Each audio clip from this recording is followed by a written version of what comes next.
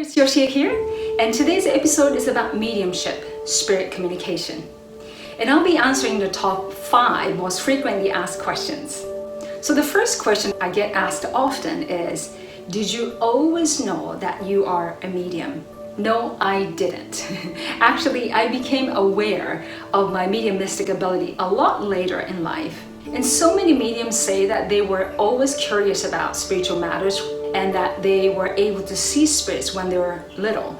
But I never saw spirits when I was little, and I wasn't interested in spiritual stuff when I was growing up. And I have multiple accents that pull my consciousness out of my physical body, but I didn't think anything of them at the time. And my mediumistic ability came to surface when I was having a very challenging time in my life. And the long story short, which forced me to ask for help. And I didn't know who I was asking help from at the time because, I didn't believe in God. Nevertheless, I asked for help, and the help came, and which saved my life. And I started hearing and seeing and sensing things that I shouldn't be seeing and hearing and sensing. And that was the very beginning of my mediumistic journey. But actually, I have to say that I'm sure that I've been on this wonderful mediumistic journey throughout my entire life, but I wasn't conscious of it. And I became fully aware of it after I had traumatic experiences in my life. So moving on to the second question, can anyone become a medium?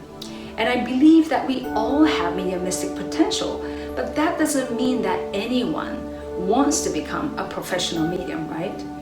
Now, mediumistic ability is a natural ability of spirit. It's a tool, the faculty that the spirit uses to communicate with one another.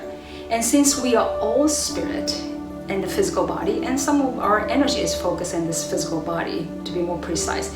And yes, we absolutely have the potential of becoming a medium because the potential is there within us, but it has to be awakened and it has to be unleashed.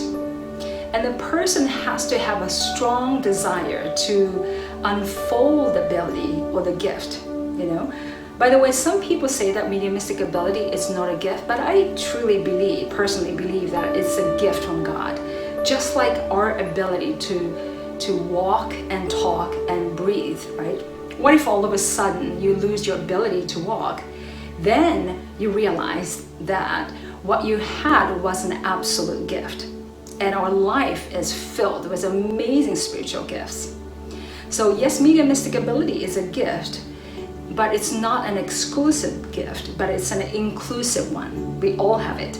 So going back to the question, since we all have mediumistic potential, with our willingness to explore and with a strong desire to unfold our spiritual ability, backed by our commitment and dedication, yes, people can become a working medium, but it doesn't happen overnight.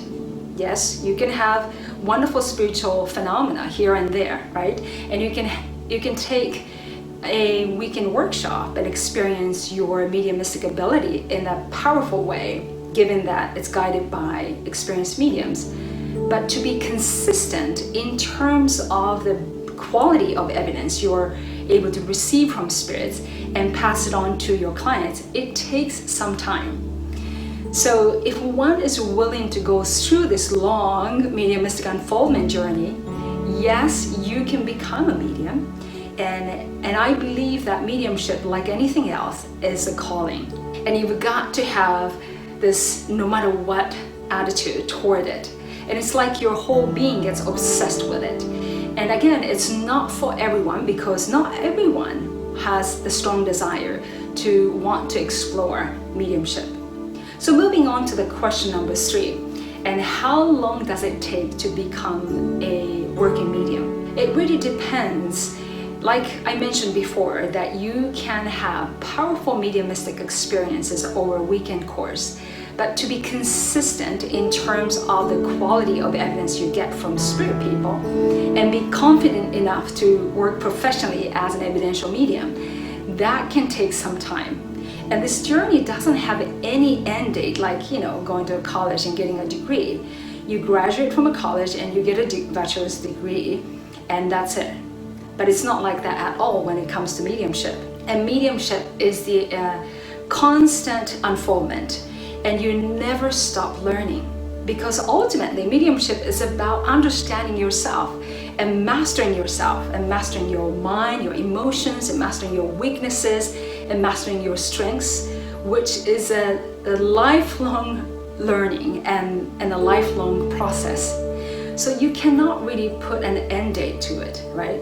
So it's a constant unfoldment and constant self-discovery. So now moving on to question number 4. Have you ever felt that you wanted to quit being a medium? Yes, in fact, many times, especially when you're going through an adjustment period. And what I mean by this is that your spirit team changes as you progress on this mediumistic journey. And every time there's a change, there's shift, it's sort of like you have to start everything from scratch. But not exactly, but it's kind of like you have to get to know everyone in your team again and their style of working with me, right? And I'm talking about my spiritual guides and helpers. And some spirits stay with me and some leave. And when you guys come and start working with me, and I would have to get used to working with them. And I'm sure that they have to, do the same. And I'm so sure that they get frustrated with me a lot because, I get attached to some guys that were so good, and when they leave, I could see the difference in quality, and we had to build power together in a whole new way with new ones. So moving on to question number 4, and what was some of your awesome spiritual readings you had with your clients? My awesome ones were when I saw spirit people objectively, meaning I was able to see spirit as I see living people. And this doesn't happen all the time. And I usually see spirit people subjectively, meaning I see them in my mind. And I usually create a huge whiteboard, right, in my head. And spirit people project their information onto my mental board for me. But there were few times that I saw spirits walking with my clients as they came into my office, and just clearly, like I'm seeing, myself and you.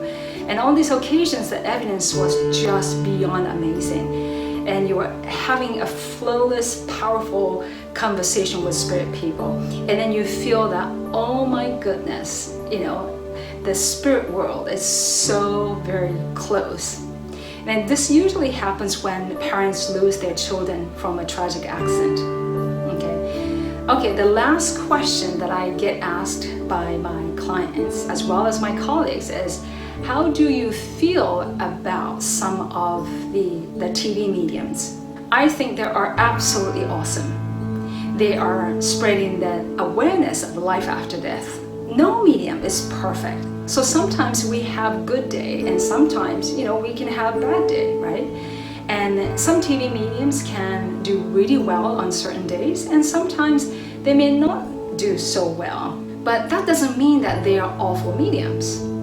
And I know there are many mediums who like to criticize other mediums, perhaps out of their insecurity, saying that they shouldn't do this, they should do that, it's too soon for them to do it, they should do it this way. But I truly believe that that's none of their business, and it's none of my business.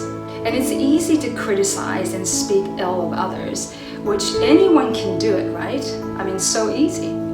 But to actually take action courageously and put themselves out there and serving others is not something that many people are willing to do and can do.